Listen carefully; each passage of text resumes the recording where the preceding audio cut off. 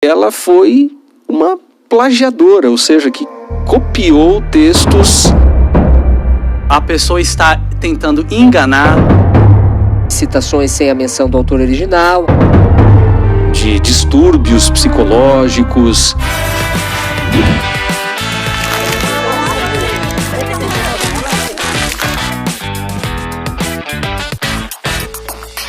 Olá, tudo bem? Já chegamos ao terceiro episódio, dessa série de videocasts da Semana do Espírito de Profecia, que é uma iniciativa sul-americana, tem abençoado a igreja. E neste ano nós estamos tratando de um tema muito importante: críticas a Ellen White. E a pergunta de hoje você viu, hein? Será que Ellen White foi uma plagiadora? Bom, para responder essas questões, nós temos aqui convidados especiais. Está conosco novamente o pastor Jonatas Leal, que é o coordenador do Seminário Latino-Americano de Teologia. São 8 seminários espalhados aqui por países do nosso continente, e ele é quem coordena todo esse trabalho, além de ser o responsável pelo departamento de Espírito de Profecia, não é, pastor Jonatas? É verdade.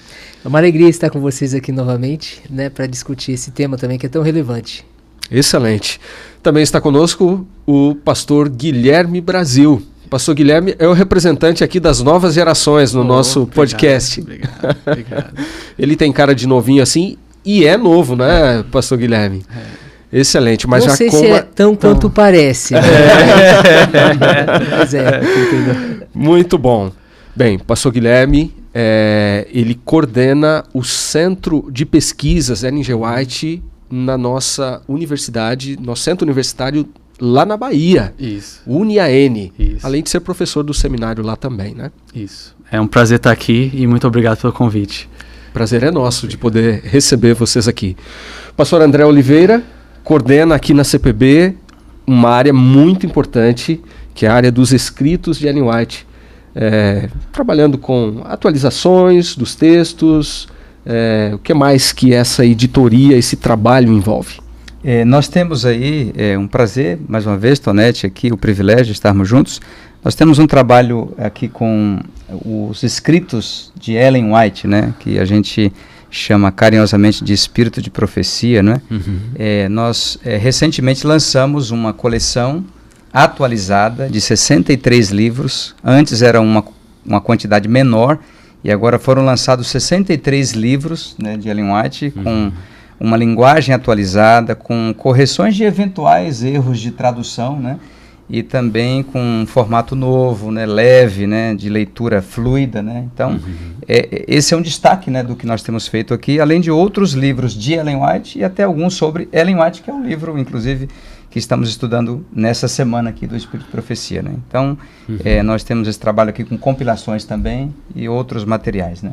Olha, eu já aproveito, inclusive, para destacar que quem tem assistido até o final tem tido acesso a códigos promocionais que permitem você adquirir coleções inteiras, como essa de 63 volumes, e outras mini coleções e outros materiais também da CPB, com um preço muito especial. Então, vale a pena você acompanhar aqui o nosso conteúdo e ter essa oportunidade de poder usar esses códigos para incrementar aí a sua biblioteca. Beleza? Lembrando também, pastor Jonatas, pastor Guilherme, André, que a igreja dispõe de muitos recursos que tornam acessíveis, ainda mais acessíveis, os materiais, os escritos de Ellen White. Poderíamos compartilhar com o pessoal aqui alguns desses meios, sites, aplicativos?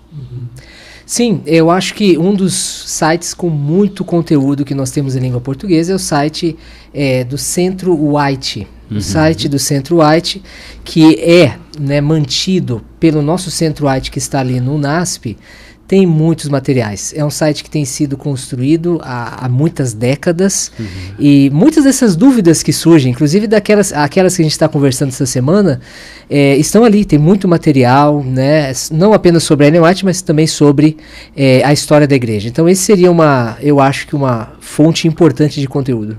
Perfeito, excelente. A própria CPB tem um site também, né, que é o ellenwhite.cpb.com.br, que disponibiliza textos, são ferramentas complementares, né, gratuitas, né, que permitem o acesso, inclusive na língua que a pessoa quiser, né? O caso do EGW Writing, que é outro site. Poderíamos mencionar, certamente, com materiais ali de Ellen White em diversas línguas. Muita coisa em língua portuguesa, para quem tem acesso à língua inglesa, mais ainda. Mas realmente hoje o problema não é ter acesso, nós temos acesso. A questão é se nós aproveitamos esse acesso, porque realmente está amplamente, né, disponível. E aqui a casa sempre trazendo também com muita qualidade de conteúdo. Então é importante aproveitar. Excelente, muito bom. Obrigado pelas lembranças, amigos.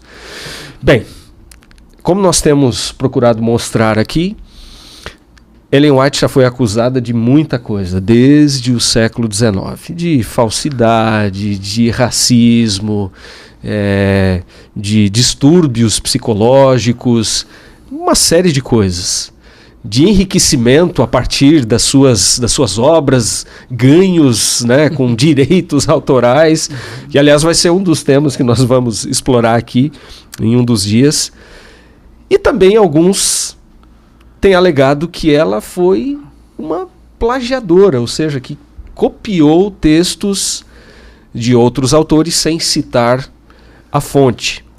E talvez uma pergunta para a gente começar aqui o nosso debate de hoje é: o que constitui plágio?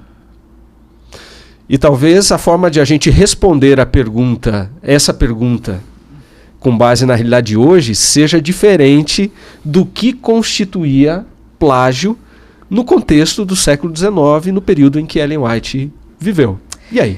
Com certeza, essa acho que a pergunta é um bom começo, né? Porque hoje em dia, inclusive, muito se fala sobre plágio, e mais ainda numa era de inteligência artificial, não é verdade? Então, nas instituições acadêmicas, né, de ensino, Guilherme, por exemplo, pastor Guilherme, né, continua ensinando, essa é uma preocupação constante. Como a gente sabe se não há plágio, e inclusive testes hoje, né? Softwares que testam a presença de plágio ou não. Hoje, o conceito de plágio é muito diferente do conceito de plágio do século XIX. Né? O conceito de plágio hoje, eu fui até pesquisar um pouquinho, o Instituto Federal de Santa Catarina, eu gostei da definição que eles deram. Eles definem plágio assim. E eu estou mencionando a fonte, viu? Então não posso ser acusado de plagiador. Né? Fazer a tarefa de casa, exatamente. Né? Direitinho. Plágio é a cópia integral ou parcial de um texto ou de uma ideia. Então, plágio pode acontecer de diversas formas, desde citações sem a menção do autor original, até a apropriação de conceitos, né, desenvolvido por outras pessoas, e a apresentação apresentadas, né, como inéditas ou próprias. Então, na Constituição, na lei brasileira, o plágio é um crime, né, que nós devemos evitar. Aliás, quando eu cursei jornalismo também, e uma das primeiras coisas que a gente aprendia tinha que ver com isso aí, olha, plágio da cadeia, inclusive. Exatamente. Então, hoje, se você citar a ideia de alguém, um conceito, sem o devido, né, crédito a essa pessoa, e não apenas a pessoa, mas o lugar, né, a data, o nome do livro. Então, há uma série de cuidados que não havia no século XIX, que era muito diferente. E só acrescentando aí o que o professor Jonatas falou, é importante a gente também ter em mente que o princípio, né, moral, que a lei do plágio ela visa assegurar é o não furtarás. Esse é um princípio moral, é um princípio universal, mas a maneira como estados, como entidades vão defender esse princípio pode variar de tempo, de espaço e de cultura. Assim, uma breve anedota só para explicar isso. Eu estava no meu primeiro ano de faculdade no Southern Adventist University, e na matéria de redação, né, que nós tínhamos lá, professor, ele entrega um livro, lê esse livro, e a primeira coisa que ele vai falar é sobre as leis de plágio. Aí falando, né, tem que ter aspas, tem que ter nota de rodapé, se não tiver, se tiver aspas e não tiver nota de rodapé, você plagiou. Só que aí você lê aí nas regras, você vai mais do livro, e ele vai dizendo, certas culturas é importante que o aluno não dê crédito pro professor. Eu achei um absurdo, mas é parte da cultura, né? Certas culturas do leste asiático tem a ideia de que é bom o aluno replicar aquilo que o professor diz. É uma forma dele mostrar que ele internalizou o conhecimento. Então, quando nós estamos falando de plágio, é importante ter um pouco dessa distinção e a maneira como as leis de propriedade intelectual, elas se desenvolvem e elas assumem a sua forma nas geografias e também no tempo específico. É o mesmo caso também quando nós estamos lidando com os escritos de Ellen White. Nós temos que ser justos com ela e entender, né, que as leis que governam as leis de plágio são as leis que governavam no período em que ela vivia. E uma das considerações na época que as pessoas, as cortes do século XIX nos Estados Unidos se preocupavam muito, não era somente com a citação, mas a qualidade, como que o indivíduo havia utilizado a propriedade intelectual de outras pessoas. Então, tem coisas hoje que, para nós, seriam um pouco estranho, mas que eram práticas na época. Por exemplo, o uso de aspas não era obrigatório, muitas vezes, desde que a pessoa usasse aquele conteúdo da maneira devida, não tivesse um impacto adverso nos ganhos, né, na renda do dono, né, daquela propriedade intelectual. Então é importante nós termos isso no contexto quando nós vamos fazer a discussão a respeito de Ellen White e o plágio. Guilherme, e nesse caso, pela ética, você não reproduzia tudo, né, integralmente, ou seja, usavam pedaços, vamos dizer assim, dentro de uma composição maior, né? Exato. Você tem o princípio que eles usam, né, é de que haveria uma intenção. Então, há um grau. A pessoa está tentando enganar e transmitir aquilo como se fosse a sua, ou digamos, a informação da outra pessoa como se fosse a sua. Então, esse era um critério que era levado muito em consideração. E, então, nesse sentido, né, a questão moral, ela continua, ela também existia, né? Mas as regras eram diferentes. Então, as leis eram diferentes. O autor não era obrigado a mencionar, nem usar aspas e nem mencionar a fonte.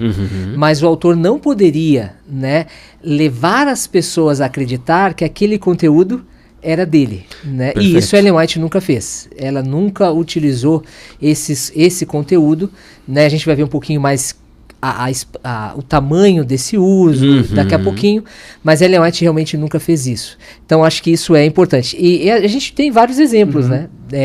Um exemplo, por exemplo, é John Wesley. John Wesley citava porções enormes de Santo Agostinho, por exemplo, mas nunca colocava aspas e nunca também mencionava que era Santo Agostinho. Não dava o crédito, né? Não dava o crédito. Mas não estava mal intencionado, né? Exatamente, exatamente. Um outro exemplo também do mundo mais secular, daquela cultura popular, da própria era de Ellen White, é o próprio autor Herman Melville, que escreveu, né, o famoso livro Moby Dick, que era da época de Ellen White, né, ali da década de 1850. Tem uma página inteira do livro dele que ele pega de um livro de história natural sem dar nenhum crédito, né? O que hoje seria um absurdo, né? Seria considerado. Mas naquela época todo mundo sabia, ele não é cientista, ele é um escritor, e todo mundo que lia aquilo na época imaginaria que ele deve ter feito a pesquisa dele e retirado aquilo de uma fonte científica. Então é importante a gente também levar isso em consideração. Perfeito. Mas o exemplo mais interessante é o do próprio exemplo de Dudley Kenwright, que foi um dos maiores opositores de Ellen White e críticos. Primeiro a levantar essa questão, né? Primeiro a levantar essa questão. Hoje, quando a gente ouve na internet, depois a gente vai falar um pouquinho mais no último episódio. Então, não perca o último episódio. Boa. A gente vai falar um pouquinho mais sobre esse perfil dos críticos de Ellen White e da igreja em geral. E na verdade, tudo que se fala contra Ellen White, basicamente foi Ken White que teve foi o primeiro, né? Foi o embrião, né? Estava lendo os escritos dele. E ele faz citação de autores, né, como a Bíblia do Céu, por exemplo, o autor menciona esse exemplo, né, que era uma página inteira praticamente. Que era um livro do Moses Hull. Exatamente. Exatamente. Sem dar crédito. Então, acaba até sendo irônico, né, Ken Wright levantar essa questão, que ele mesmo, como filho daquela cultura, né, estava consciente de como as coisas realmente funcionavam. Quer dizer que o Ken Wright, ele jogou uma casca de banana e ele escorregou nessa casca de banana, né, também. Né? Exatamente. Interessante. Agora, ele e outros críticos que fizeram um coro a essas acusações de plágio, e até hoje ainda, né, é muito comum que as pessoas digam assim, que a obra como um todo de Ellen White, ela está permeada de empréstimos literários, né? Mas parece que nessa argumentação que eles costumam levantar, sempre existem dois livros que se destacam nessas tentativas de provar que Ellen White plagiou. Vamos falar um pouquinho sobre essas duas obras. Eu sei que uma delas é o livro O Grande Conflito, muito conhecido, livro que nós distribuímos numa versão um pouco mais resumida, né? Recentemente no mundo, na América do Sul. Então vamos conversar um pouquinho a respeito disso. Isso é muito interessante. De fato, são apenas esses dois livros, né, que os críticos que afirmam Ellen White, né, que Ellen White é uma plagiadora, normalmente são esses mencionados, O Grande Conflito e o livro, né, que nós conhecemos em português como O Apóstolo da Fé e da Coragem. Esse livro, ele foi expandido e ele se tornou Atos dos Apóstolos, como nós conhecemos hoje, né? A gente vai falar, acho que é importante a gente tocar um pouco nesse assunto. O livro O Grande Conflito, como nós temos hoje, a primeira visão que Ellen White teve sobre esse tema foi em 1858. Ela estava, inclusive, numa cerimônia fúnebre próxima a Bowling Green, em Ohio. E naquele momento ela teve a primeira visão do Grande Conflito. Ela teria outras visões desse Grande Conflito, que na verdade se tornou uma série, né? Que nós conhecemos como série Grande Conflito. Os 5 volumes. Os 5 volumes. Esse primeiro livro apareceu 6 meses depois dessa visão de 1858, né? Ele tinha 219 páginas e ele acabou se tornando o embrião do que depois foi expandindo para se tornar então essa série, O Grande Conflito. E é importante ter essa ideia em mente, esse conceito em mente, essa história, né? Porque vieram várias versões do livro Grande Conflito. Então, o Grande Conflito não foi uma obra que se desenvolveu, né, ao longo do tempo. A primeira edição foi em 1884, né? Depois veio 1888 também, né? E, por fim, 1911. E a cada versão você tinha, né, alguns acréscimos, ajustes, né, que ela ia fazendo dentro desse trabalho editorial, né? E algumas correções, né? Correções também. Até em relação a questões históricas também, né? Exatamente. Inclusive, nessa última edição de 1911, teve todo um trabalho de inserção das fontes, né? Nessa última versão do Grande Conflito, que vale a pena lembrar, enfim, foi publicada quando Ellen White ainda estava viva, né? Nós estamos falando de 1911, ela morreu em 1915, né? Exatamente. Isso, e principalmente no caso do Grande Conflito, a grande acusação é que ela plagiou alguns livros principais, né? Que é o livro de Dubignon, da History of the Reformation, a História da Reforma. Wiley, History of the Waldenses, dos Waldenses, né? Um livro que fala sobre a história dos Waldenses. E até mesmo autores adventistas, né? Entram nessa acusação como o John Andrews, a História do Sábado, Uriah Smith, do Santuário, o próprio marido dela. Ela acusam ela de ter plagiado o marido dela, né, na biografia de Tiago White, de Guilherme Miller. Só que assim, quando você acusa, né, alguém de plágio, você está acusando que havia uma intenção da parte dela de se de se apropriar do pensamento desses pensadores. E quando nós vamos olhar na história, né, nós vamos ver que de fato esse não é o caso. Ela nunca negou isso, pelo contrário, ela sempre recomendou esses livros, principalmente o livro de Dubignon, da História da Reforma. É um livro que, inclusive, na revista da Review and Herald, era concedido como uma espécie de prêmio para quem se inscrevesse, né, o número de inscritos, aí eles colocavam como um prêmio. Quanto aos livros de dos adventistas, como, né, Thiago White, Uriah Smith e o John Andrews, todos eles eram livros comuns, né, eram conhecidos. Então, quando ela estava citando, e as pessoas conheciam que ela estava citando esses indivíduos, embora ela não colocasse, porque o público que ela estava se direcionando era o público adventista, que era um público que estava familiarizado com essas obras. Aí, como você falou, em 1911, quando o livro agora já toma essa dimensão, essa proporção maior, e você tem um público maior, inclusive fora da igreja, que está consumindo, exato, né? Que está consumindo esse produto, ela viu a necessidade também de explicar o uso que ela fez dessas fontes secundárias. Agora, uma coisa que talvez seja uma dúvida que muita gente tem ainda. Qual que foi o papel do uso dessas obras, desses empréstimos? Eles são centrais para essas obras? Ou o papel deles foi de descrever mais algum ou outro aspecto histórico e teriam, nesse caso, um papel mais periférico, não sendo o cerne da argumentação e das revelações? Certamente essas porções que foram emprestadas literariamente, elas não eram significativas para o argumento principal de Ellen White. Eram sessões descritivas, sessões históricas, né, que, inclusive, eu acho que a gente pode, quem sabe, já mencionar a questão da quantidade. O percentual, né? O percentual. Porque quando fala assim, Ellen White copiou grandes porções. Dá a impressão, né, de que ela pegou 90%, 80% da obra desses autores. É impressionante. Pensando no caso do Grande Conflito, né? Quando você faz, então, essa comparação, apenas 12% do Grande Conflito viriam de todos esses livros, não apenas de um deles. Que é um dos maiores percentuais, né, pastor? É dos maiores percentuais. Os outros sempre vão diminuindo até chegar a quase zero, né, vamos dizer. Exatamente. Né? Então, somando todos esses livros, seriam 12% de empréstimo literário. No Grande Conflito, né? No Grande Conflito. Agora, desses 12%, se você remover as falas de personagens, porque parte desses 12% estão no contexto de falas de Lutero, por exemplo, ou de outros reformadores, que foi o que eles disseram, né? Então, se você remover essas falas, nós caímos para 4% de materiais emprestados literariamente. Então, de fato, quando os críticos de Ellen White, né, afirmam, olha, ela copiou grandes porções, né, ou eles estão mal informados, né, ou eles estão mal intencionados. Não cabe a nós julgar, né, porque só Deus conhece o coração de cada um.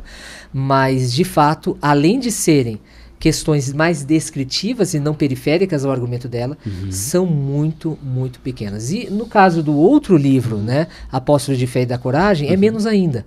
É 8% no total de empréstimo literário, mas quando você remove também a fala de personagens, você chega a 4%. Né? Excelente. Vamos segurar um pouquinho essa questão. Falar, mas espera um pouquinho, né? Segura o argumento ou a pergunta, que a gente volta daqui a pouquinho. A gente tem um recado muito importante para você. Então, vamos lá. Vídeo na tela.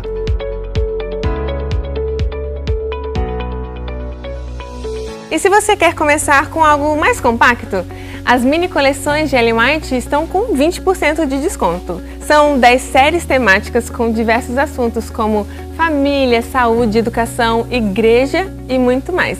Mas corre, aproveite agora mesmo e garanta seus livros e descontos especiais. Acesse cpb.com.br ou visite uma CPB livraria mais perto de você.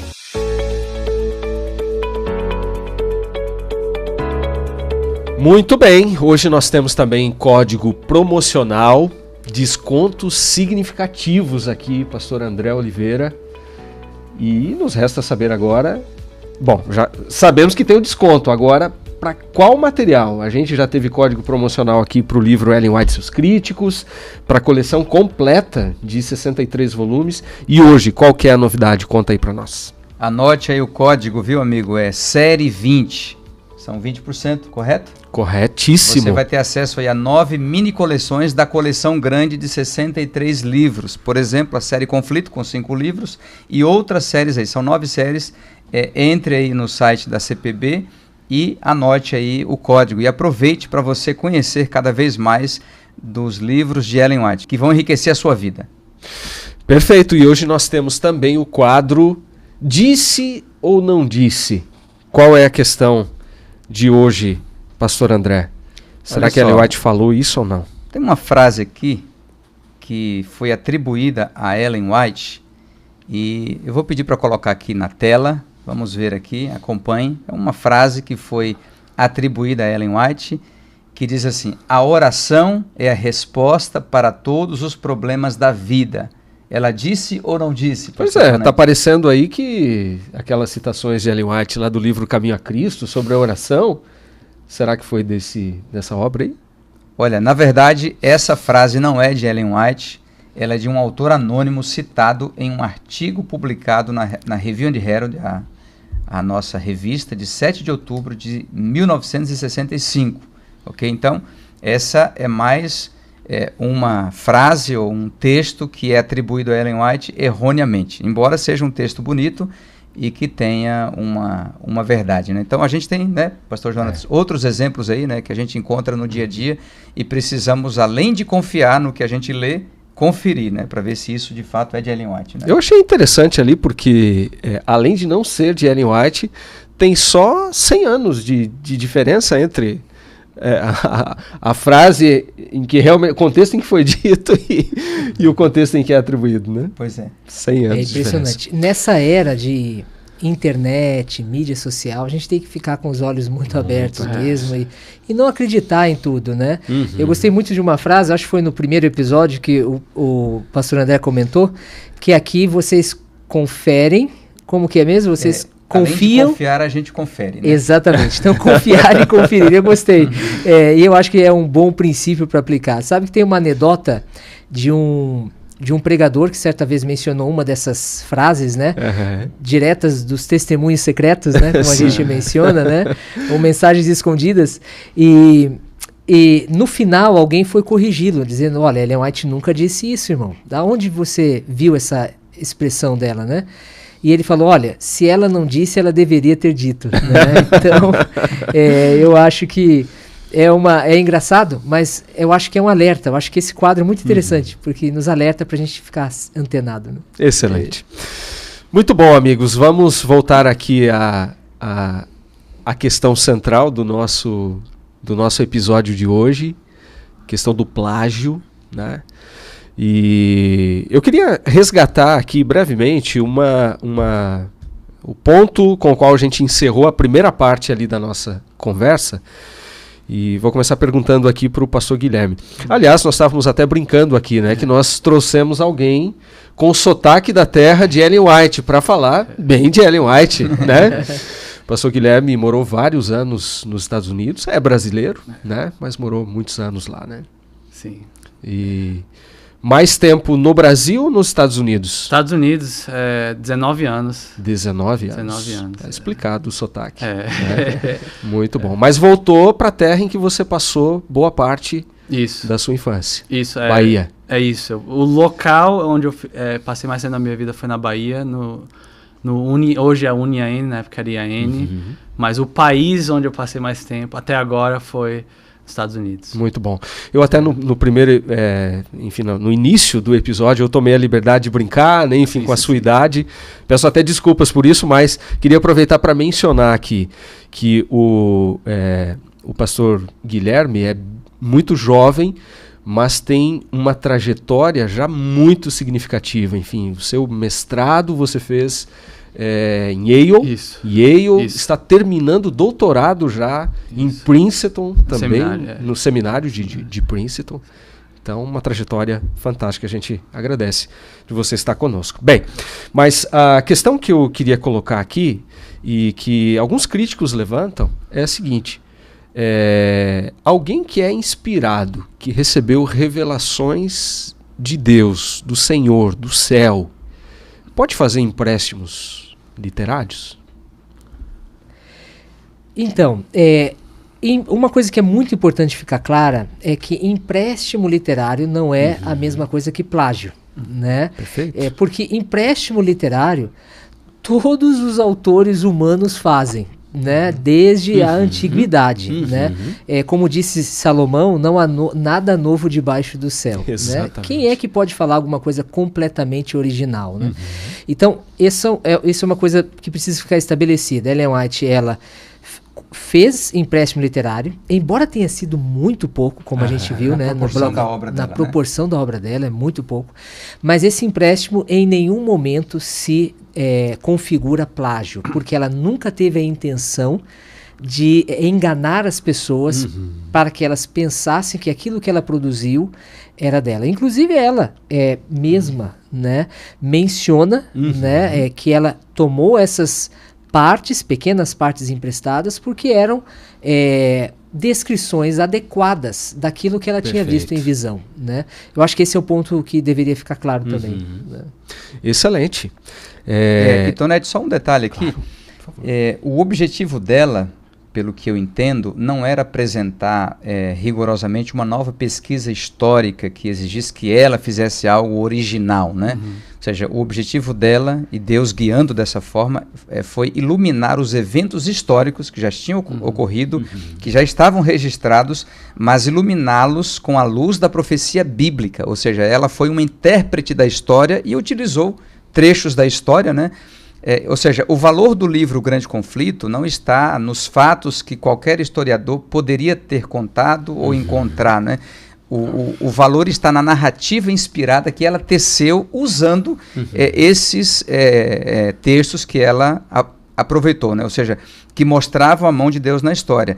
E aí a gente fica pensando, né? Será que foi um privilégio para D'Aubigné, para Willy, ser citados por Ellen White, ou foi o contrário? Ou seja, então foi uma honra para qualquer historiador ser citado num livro inspirado por Deus. É isso que a gente precisa entender, né? Perfeito. E a gente poderia até fazer um paralelo com o próprio contexto bíblico, né? Exato. Porque os evangelhos, os evangelistas, um citou o outro, fez uso, né?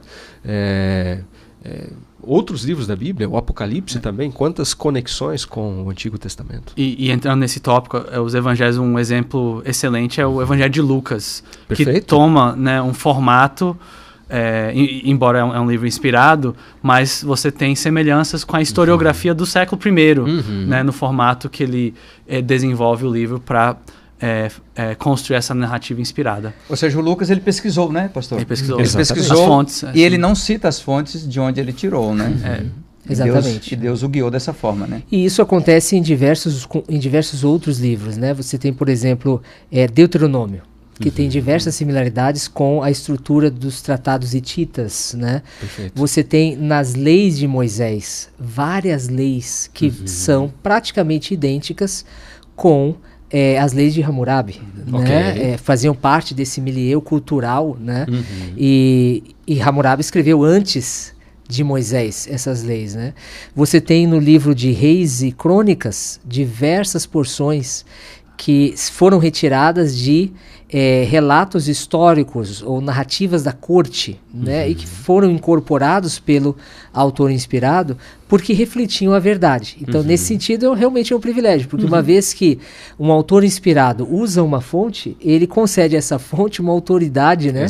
Que nenhuma comissão acadêmica pode conceder, porque Deus está por trás, né, dessa direção, né, para eles. Próprio Paulo, pensando assim no Novo Testamento, Atos 17, 28, pois deles somos geração, de um poema do poeta grego Arato do século III, né? E Paulo não cita Arato, ele só fala, um poeta de vocês falou. Então, mais um exemplo, como foi mencionado antes. Muito interessante, né?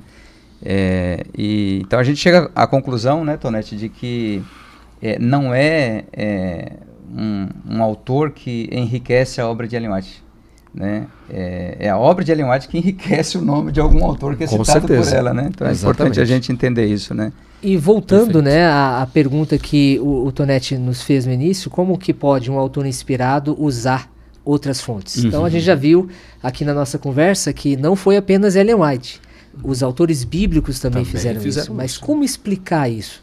Isso tem muito a ver com o conceito de inspiração, como as pessoas entendem inspiração, né? E há dois extremos. Um extremo é dizer que a pessoa que é inspirada por Deus, ela é como se ela fosse uma máquina de escrever, onde Deus estivesse ditando cada palavra e essa pessoa estivesse simplesmente escrevendo. Esse não é o processo de inspiração como a Bíblia ensina, né? O outro extremo é dizer que essa inspiração é uma inspiração simplesmente poética, que os autores estão extravasando esses sentimentos colocados por Deus em forma de palavras. Para um uso devocional, simplesmente. Exatamente, né? A inspiração no contexto bíblico, ela envolve a transmissão de conteúdo, né, cognitivamente, né, aonde Deus vai guiar de modo que esse conteúdo seja transmitido de maneira autoritativa, né? Então, a maneira que o pensamento chegou na mente de um profeta é igual à maneira que qualquer pensamento chega na nossa mente, né? E quando nós temos um sonho, uma visão, é o mesmo processo cognitivo. A diferença é a fonte, nesse caso, a fonte divina. Então, tem 3 conceitos que eu acho que é importante a gente entender. O processo de revelação, que é um processo cognitivo, é quando Deus transmite conteúdos através de diversas maneiras. Pode ser sonhos e visões, pode ser através de uma pesquisa histórica, através de entrevistas, pode ser através de pesquisa, né, em documentos históricos. Então, há muitas maneiras. Esse conteúdo chega na mente do profeta. Em um segundo momento, nós chamamos de inspiração, ele é um momento linguístico, poderíamos dizer assim, que é quando esse conteúdo vai ser transmitido de maneira oral para os profetas não canônicos, como Eliseu e Elias, ou de maneira escrita para os profetas canônicos, nesse caso, né? Então, essas são 2 etapas, né, que Deus está supervisionando cada uma delas. E, finalmente, a gente tem a iluminação, né, do Espírito, que é quando Deus hoje ilumina nós, como leitores da Bíblia, para entender aquilo que Ele revelou e inspirou, né, e foi registrado nas Escrituras. Então, não há nenhum problema de um autor inspirado, né, como Ellen White e os autores da Bíblia, de usar fontes externas, porque isso faz parte do processo de inspiração que funciona, né, desde a perspectiva de como Deus planejou que fosse. Perfeito. Alguns críticos levantam também a seguinte questão. Ora, mas alguém que é inspirado por Deus pode errar? E aí? Bom, aí vai depender de que tipo de erro, né? Evidentemente, como um autor humano, a gente pode pensar, por exemplo, no caso de Davi. Davi foi um profeta. Sim.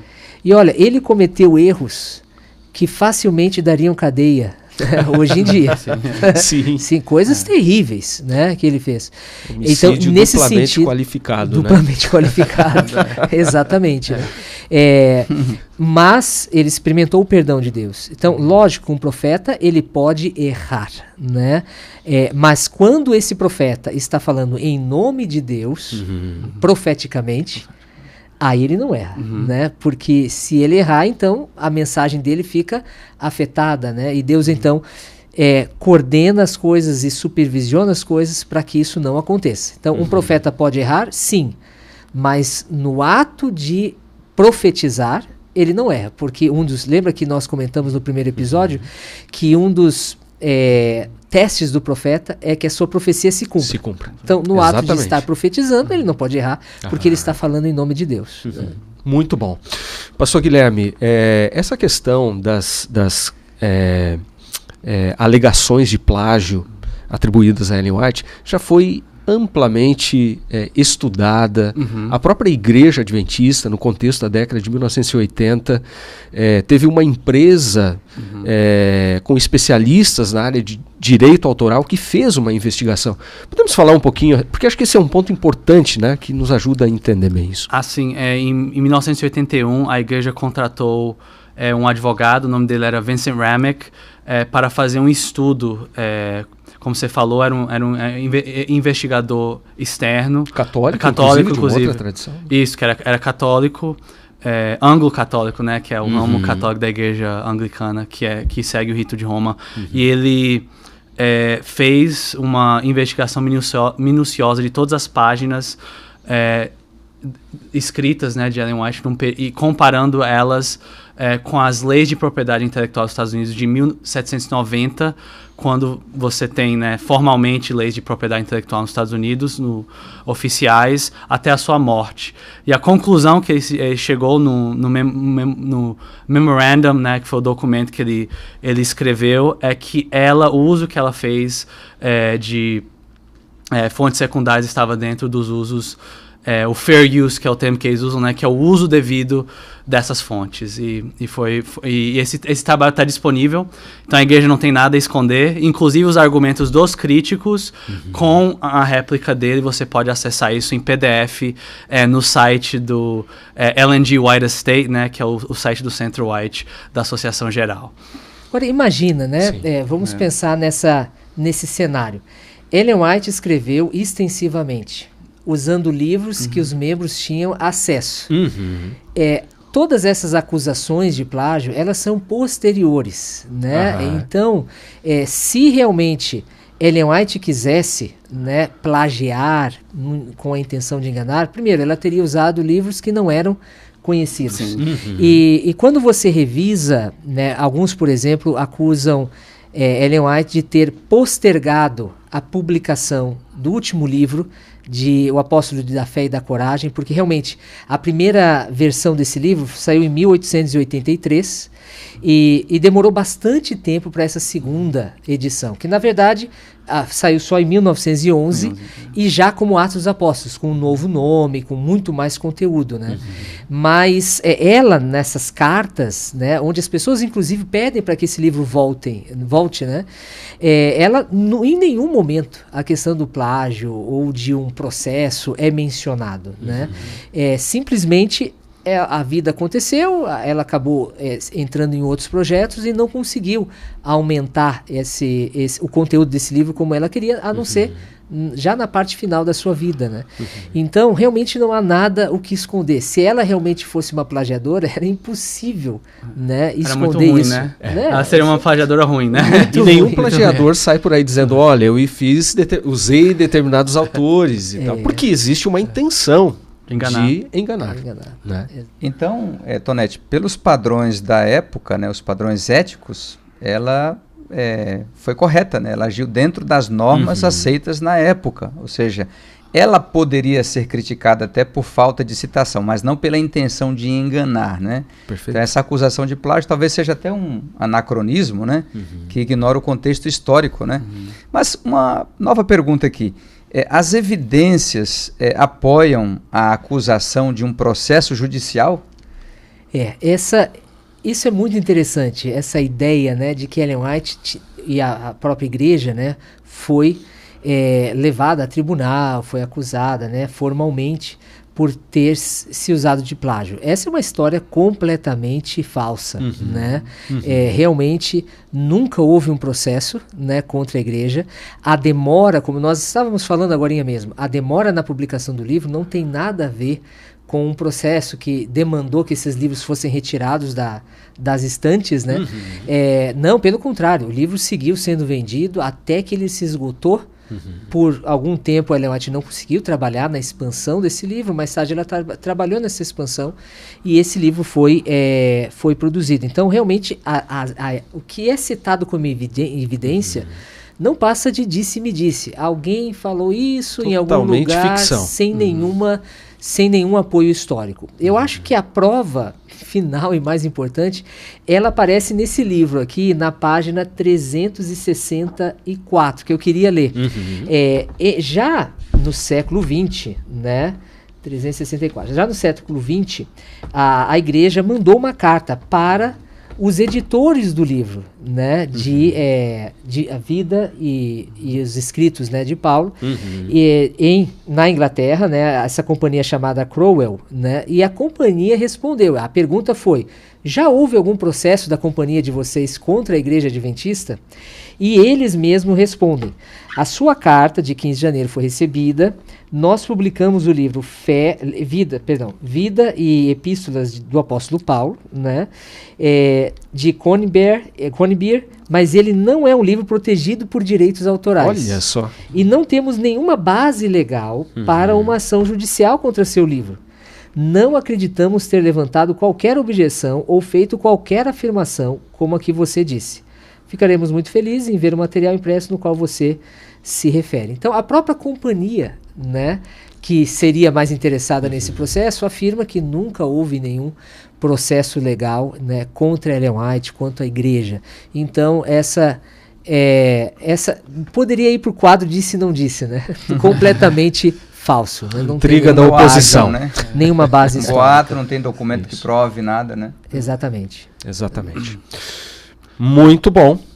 Amigos, eu creio que tudo isso aqui que a gente disse só confirma o fato de que evidencia de que Ellen White realmente foi uma autora inspirada, usada por Deus. É verdade. Eu acho que uma das coisas que nessa semana, né, nessa série que a gente está junto, essa semana do Espírito de Profecia, vai ficar muito claro, é que quando nós ouvimos essas críticas na internet, quando nós ouvimos, né, às vezes influenciadores, né, falando, é importante que nós façamos as nossas pesquisas, né?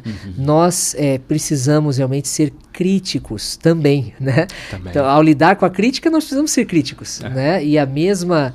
e lidar com eles também checando os fatos, né? Então, muito na internet, o microfone, antigamente era o papel aceita tudo, né? Isso. Hoje é o microfone. O microfone aceita tudo. Então, é importante que nós tenhamos realmente uma fé informada, né? E que tenhamos realmente conhecimento dos fatos, para que a gente não seja levado, né, por qualquer engano. E esse e outras críticas já foram respondidas amplamente pela igreja, né? A gente só precisa ter acesso a esse material. E a gente tem que ter a consciência de que muito do que é dito hoje na internet é falado por uma questão de se ganhar engajamento também. São assuntos que dão ibope, né, como a gente costuma dizer. E se talvez você está tendo dificuldade, né, em aceitar o Espírito de Profecia, eu convido você a ler Ellen White, né? Não leia ela pelos críticos, não leia ela por outros, mas leia ela, o texto dela, né, de uma maneira sincera, e a minha esperança é que a sua vida vai ser abençoada, assim como a minha vida tem sido abençoada, lendo os escritos dela, e tem me ajudado a voltar, né, para aquela verdadeira fonte de luz que é a Bíblia. Excelente. Inclusive o próprio advogado que coordenou esse trabalho, esse levantamento que nós mencionamos aqui na década de 1980, deu um depoimento também, pessoal, dizendo que ao ler os escritos de Ellen White, nessa investigação, ele também teve a vida transformada ao ter contato com esses escritos, né? Amigos, nosso tempo chegou aqui ao fim. Obrigado, pastor Jonatas, pastor Guilherme, pastor André, por compartilharem essas informações esclarecedoras para ajudar pesquisadores sinceros a entender a importância e a legitimidade do dom profético. Obrigado a você que nos acompanhou até aqui. Fica o convite aqui do pastor Guilherme para que você experimente, conheça mais, para que você possa tirar também as suas conclusões, mas não apenas por essa razão, para que Deus também, por meio dessa mensagem que Ele comunicou à sua serva, à sua mensageira, você também tenha a sua vida transformada e você se situe em relação ao momento tão importante da história que nós estamos vivendo. Até o próximo episódio.